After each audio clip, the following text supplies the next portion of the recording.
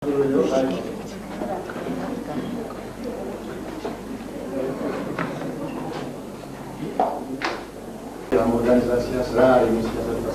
არის სახარებისეულ ქრისტიანთა ეკლესია. შეიძლება ჩვენ ამას ვუწოდოთ ევანგელისტები, ესე მოკლედ, იმიტომ ჩვენი ავტორიტეტი არის ბიბლია, წმინდა წერილები.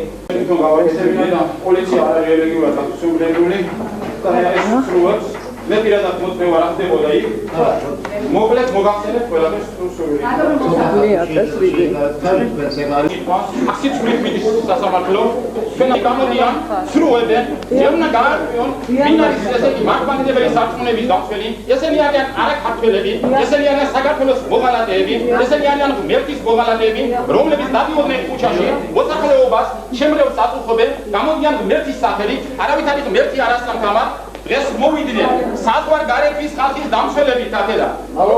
ესე იმართებიან. არა, როგორ შევიკავო, კაცო? აქიებულებ მოსახლეობას წამლავენ, კაცო, როგორ შევიკავო? უარყოფენ მანვანდებულ სარწმუნოებას, ძალიან ხოთ მომისმინოს, სინამდვილეში რა მოხდა? მომისმინეს. არავითარი საჭირო სარწმუნოება. ძალიან ხოთ ძალიან ხოთ დაუყოვნებლივ გაარდევით დარბაზიდან.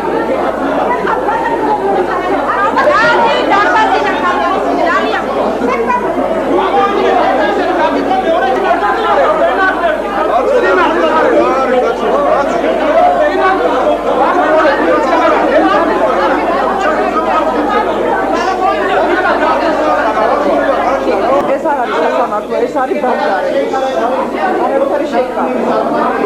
ეგრეთის წარმოადგენს ამჯერად ხალხ შევიკავება.